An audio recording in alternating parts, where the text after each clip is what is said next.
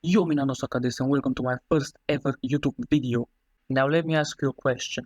Do you like football? Do you like anime? Do you like football and anime? Well, you've come to the right place because your boy is gonna tell you all about the best football anime out there, Ao Ashi. An anime about a young footballer from Ehime who's head and shoulders above everyone else from the island, so much so that he attracts the attention of several first division teams. However, during the game that every scout has come to watch, the opposition's goalkeeper insults Aoi's teammates and family, rattling the protagonist and resulting in a headbutt to the chin. He got sent off, they lost the game, and no scout in the world would want a player with anger issues. Except for this Fukuda Tatsuya Doni, who's waiting for him by the beach while he's doing laps. Wait. Oh, hold on. He's doing what? Laps? After the game? Is this why I didn't make it pro? I went home and slept, bro. Fair play to Aoi. Fukuda then teaches the boy a new skill in order for him to talk about one of his goals, and this was the moment Fukuda realized that Aoi has insane vision. This makes the coach reveal his identity and offer Aoi a trial for the youth team of Tokyo City Esperion FC, a team based on J1 League club Kashiwara Seoul. This club pretty much kickstarted the careers of former Genk and current starter arm winger Yuni Eito, and ex-Hanover and Marseille right-back Hiroki Sakai, and also had Ballon d'Or winner Christo Stoichkov and FIFA 15 Ultimate Team legend Seydou Doumbia wear their shirt. The trials are in Tokyo in 10 days' time, so Ashito decided not to go as he doesn't have the money, but his big brother Shun offers him his savings because he was the one who got Ashito into football. What a man. Ashito arrives in Tokyo for the tryouts, and while being in awe of the facilities, he bumps into the main love interest of the anime, Hana, who makes a reference to legendary Colombian midfielder Carlos Valderrama and later reveals she's Fukuda's sister-in-law. She also gives Ashito some more information about some of the other contestants, but only Kaneda Akinori and Tachibana Soichiro end up being important characters later on from the ones she mentioned. First stage starts with a fitness test during which Ashito meets my favorite character of the whole show, Otomo Eisaku, who ends up being his teammate in the 7-a-side game that follows alongside Kaneda. The match is severely one-sided towards the other team though, with Tachibana scoring for fun.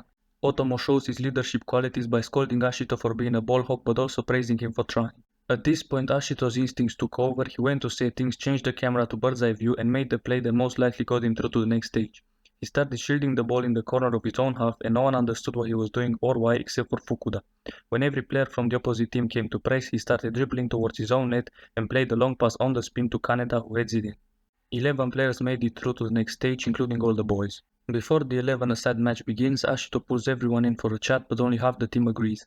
Kaneda, Otomo, Tachibana, Nakano, and this random fella who we're never gonna hear from ever again after this. However, the lovely chat is interrupted by Fukuda, who tells them that their opponents are the actual Tokyo City Esperion FC youth team. Well, kind of. Their under-18 youth team is split into two teams, Team A and Team B, and this is Team B. Out of nowhere, someone who was supposed to be the linesman asks Fukuda to play instead. I wonder why. The game starts well for our boys, Ashito, Tachibana, and Otomo linking up nicely with Ashito hitting the post. Not long after, Otomo plays another great pass in behind for Tachibana, who forces a good save at the near post from the keeper, who also has another great reaction to Ashito's overhead kick rebound. Big double save. Now after a water break, the game changes drastically. Because of this man, Nagisa Akutsu, supposed linesman, resident douche, member of the A-team. He gets the ball back from Ashito and starts a beautiful counter-attack with solely one-touch passes until the ball is in the back of the net. Looks like the big boys are starting to take it seriously. Akutsu then hits the post just before Ashito tries to get his teammates' morale back up, intercepts a pass with his face, but instead of regaining possession, he chests the ball down for Akutsu to volley it home for 2-0 just before the break. Second half starts like the first one ended, with the youth team on top and Ashito and Akutsu arguing. The cross is swung in with both Ashito and Akutsu jumping for a header that the latter wins and then lands on Ashito, hurting his chest and being the usual dickhead about it. This doesn't knock Ashito's confidence, but what happens next does. Fukuda tells the candidates that everyone on the youth team except for the goalkeeper is playing a position they haven't played before, so he basically just told them they're getting slapped up by players on 3-cam. The news got everyone shook, Kaneda loses the ball and the youth team makes it 3-0. The candidates were dropping like flies, and just when Ashito was about to give up, a glance at Fukuda made him realize what he was giving up on, and that's all our boy needed. Everyone else starts applauding his efforts, and at this point only him, Tachibana, and Otomo are still running. Ashito gets a free kick just outside the box and Otomo asks to take it. And just as it's heading for the top corner, this guy is there again to clear it and then get them on the counter. When everything seemed lost, Nakano gets the ball back and plays it forward with his last efforts, and Ashito activates his cheats once again, drifting out wide and switching the play to Tachibana, who instead of shooting plays the ball inside to Otomo so he can finally get his goal.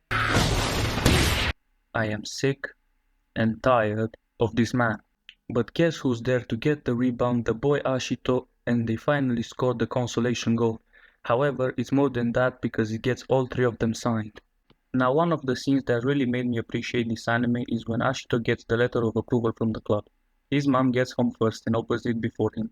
Everyone is happy, but these words from his mom hit hard.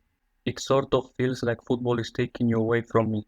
This is something every parent has to go through at some point when their kid grows up, and she's saying these words with a smile on her face as she's clearly happy and proud of what Ashito achieved. And when a character who is portrayed as tough and serious finally shows some emotion, it always brings me close to tears. One of my favorite scenes from the anime, and that's why I love Ao Ashi so much. It has several scenes that are so relatable to many young ballers out there. Episode 5 is also a testament to that, covering everything that happened between Ashito and his mom before he went to Tokyo. The boys reunite and Ashito finds out about the golden boy of Tokyo City Esperion and the future of Japan national team Kuribayashi Haruhisa. Then we've got a wave of introductions to other teammates, Yuma Motoki, Asari Marjun, Kuroda Kanpei, Takishima Ryuichi and Togashi Keiji. And also coaches Tsukishima Aki, Benzin Daigo and Date Nozomi, my second favorite character after Otomo, who's immediately portrayed as a strict coach, saying Ashito will never become a pro player. First bit of training they're put through is a 7-a-side 30-minute match and it's honestly shambolic.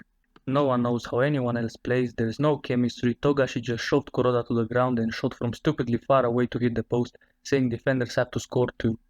Ashito gets the ball back from Tachibana and activates his cheats again, playing a 1-2 with Yuma and breaking the deadlock to everyone's shock.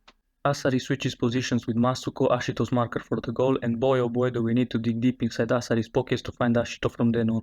His lack of knowledge of the basics of the game leads to everyone else not passing to him anymore in order for Togashi to absolutely smash a rocket into the top left corner. After training, Ashito is chilling on a bench and guess who makes an appearance? Mr. Douchebag himself is back to tell him he's useless and has no talent, which makes our boy go to Nozomi and ask for guidance. The coach's advice was to work on his first touch and Ashito did so for a week every night after training but to no avail until the boys came to practice too. Another teammate of his, Taira, suggests he should ask for Togashi's help, so Ashito does just that. However, soon finds out that his roommate is not the most patient, but he gets through to him somehow. And by the next pass-focused training session, our boy was flying. Look at him, what a ball that was.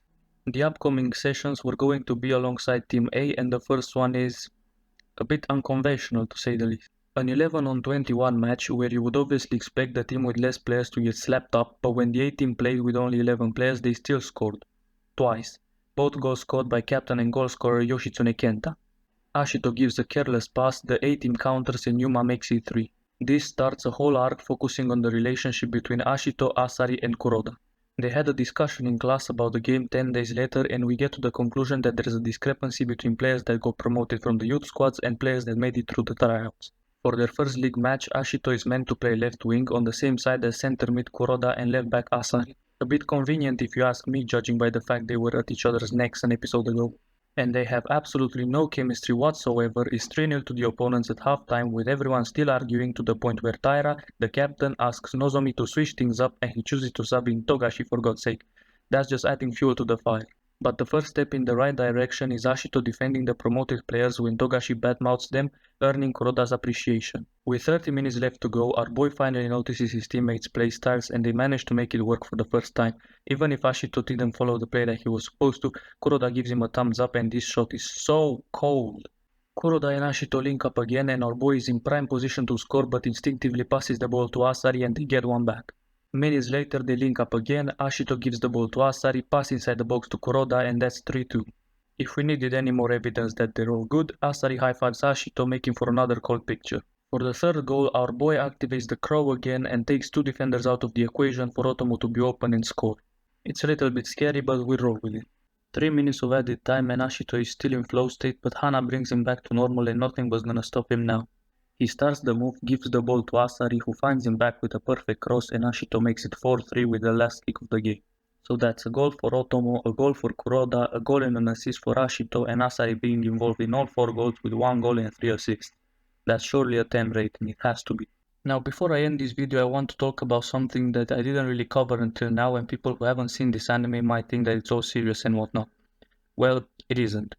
The humor is just as good as the emotional scenes, a lot of wacky changes in art style for comedic purpose like we've seen in other anime like Jujutsu Kaisen or Demon Slayer, and the running gig consisting in Ashito saying that he's the reincarnation of a great striker and more often than not following that with even though said striker is still alive.